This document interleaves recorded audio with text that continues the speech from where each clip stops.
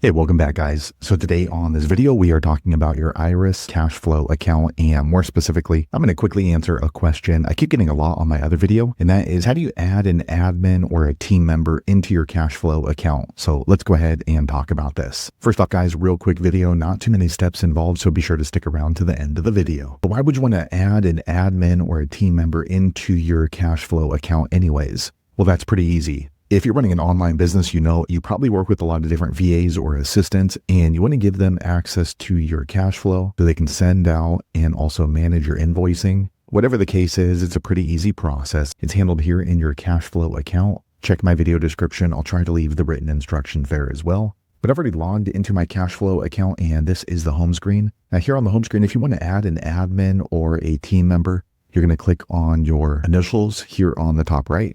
Once you do that, you'll see a drop-down menu, and you want to click on this button here called Account Setting. Okay, once you click there, you're going to see a lot of different options, but look for this box called Your Account. Once you're in there, you want to click on this button here called Additional Users. It looks like it has 3 little people next to it. Okay, once you click there, you're going to see all the admins and team members you have in your KashFlow account. You can see it's just me. And in order to add another admin, click on Create here on the top right. Okay, so here is where you can go ahead and add an admin or a user. So first you want to go ahead and enter in their name. Once you've entered the name, go ahead and give them a username. Okay, and here you want to go ahead and enter in their email address. Make sure you use the correct email address. That's where they will receive their invitation. And here you can go ahead and choose the role. So they're going to give you all these different options here. You want to be careful if you're going to be adding a master admin, because this means they can go ahead and have full access to your KashFlow account, including removing you as an admin. If you want to know the difference between the different roles, just click on each one and it's going to describe it here on the right. Once you're done, you want to click on Create right here. Okay, once you click on Create, it's going to bring you back here to the user list.